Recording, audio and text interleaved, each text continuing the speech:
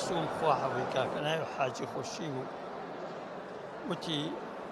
ئەو مام عەبدوڵای هەبووە ئەو ڕۆژەی کە کاک ئەحمەدی شێخ وەفاتی کردووە ئەم سلێمانیە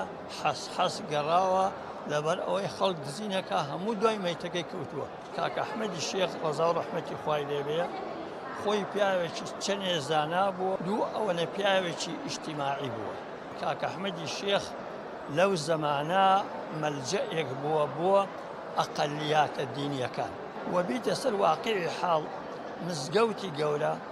مەلجەئێکی زۆر جوان بوو بۆ شاری سلێمانی. ئێستاش ئێمە ئەوەی کە پێمان ئەکرێ بە پێی توانای خۆمان ئەو زاتانە ڕێزیان لێ بگرین و سەروەتێکی نیشتمانین بە معنای کەلیمە بڕوا بکە حەچی شیوخی طەریقەیە وەکو کاک ئەحمەدی شێخ وەکو شێخ عەبدولقادری گەیلانی ئەبعەد الناس من لەم حیکایەتانە و بە هیچ شێوەیەک بڕوایان بەم جۆرە خوڕافاتەنە نەبووە. ئەمانە پیاوی چاک بوون و خۆنەوار بوون و لە خوا ترس بوون و هەرچی خوڕافات و ئەمانە بێنیان بووە.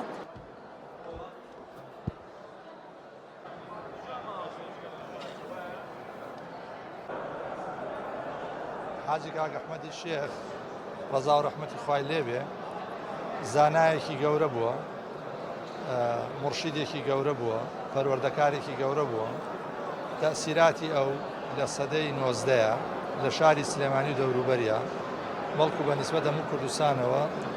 لەسەر خەڵکانێکی خوێنەوار و نەخوێنەوار لە خەڵکی ئاسایی و خەڵکی نوخبە تەئسیراتێکی زۆری هەبووە. بەداخەوە تاکو ئێستا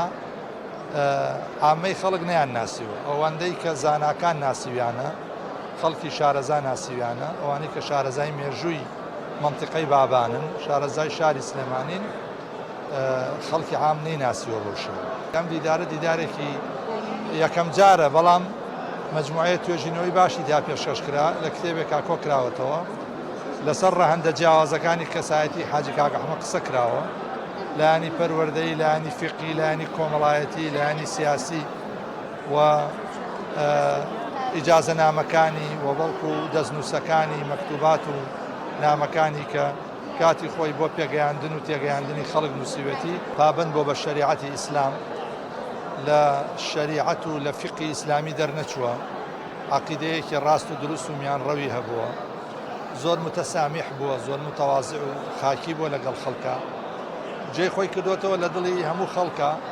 و ئێستاش تەئسیراتی ئەو لەسەر مامۆسایانی ئاینی لەسەر شێخانی تەریقەت دیارە و ئەگەر خەڵک لەسەر نەهجی ئەو بڕوا زۆر لە گیر و گرفتەکان چارەسەرە بوو. لە شاری سلێمانی دیارێک ساز کرا لەسەر ڕۆڵی کەسایەتی دیاری ئاینی گەورەی کوردستان و جیهانی ئیسلامی. حاجی کاک ئەحمەدی شێخ یان لە هەندێک لەسەر چاوەکانە ناسراوە بە حاجی کاک ئەحمەدی سلێمانی، ئەو خۆشەویستی خەڵکی سلێمانی وای کردو ناوی سلێمانی بنکێنن بە ناوەکەیەوە. طبعا ئەم کەسایەتیە کللتورێکی زۆر جوانی عیرفانی و خۆشەویستی بۆ میلەتی کوردی موسڵمان بەجێهێشتووە، بۆیە پێویستمان بۆیە کە دەست بۆ کللتورەوە بگرین. حاجی کاک ئەحمەدی شێخ لەگەڵەوەی کەسایەتێکی زۆر گەورەی ئاینی و مەرجعێکی دینی گەورەی سەردەمەکەی خۆی بووە، کەسایەتێکی زۆر ڕۆشنبیر بووە، لەگەڵ چینە ڕۆشنبیردا زۆر تێکەڵ بووە، خەریکی شعر بووە و حتا شێوازی جێبەجێکردنی ئاین بە شێوازێکی زۆر زانستی جێبەجێ کردووە و هانی خەڵکییاوە کە لەگەڵ یەکترا بەڕەحم بن، هانی خەڵکییاوە دوور بن لە ڕق لە کینە، هانی خەڵکییاوە کە پەروەردەی دەرونیان بکەن بە دەرونیان پاکن و لە هەموو دیاردێکی ناتەندروستی وەکو ڕق و بوغز و کینە و ئەو دیاردانەی کە بێتە هۆکاری ئەوەی کە ئاشتی کۆمەڵاتی تێک بچێت. حاجی کاک ئەحمەدی شێخ طبعاً مەکتوباتی هەیە و چەند دەستنووسێکیشی بەجێماوە. خۆشبەختانە ئەم ڕۆژ لەم دیدارەیە چەند توێژینەوەیەکی زانستی طبعاً لیژنەی زانستیان پێکهێنا، بێگومان ئەمە ژەبێتە دەستپێکێک بۆی کە لە ئایندە ئینشەڵڵا کاری باشتر بکرێت و گشت دەستنووسەکانی کاک ئەحمەدی شێخ و شێخ معروفی نێودێ و دەیان گەورە زانای کورد کاری لەسەر بکرێت و زیندوو ڕابگیرێت.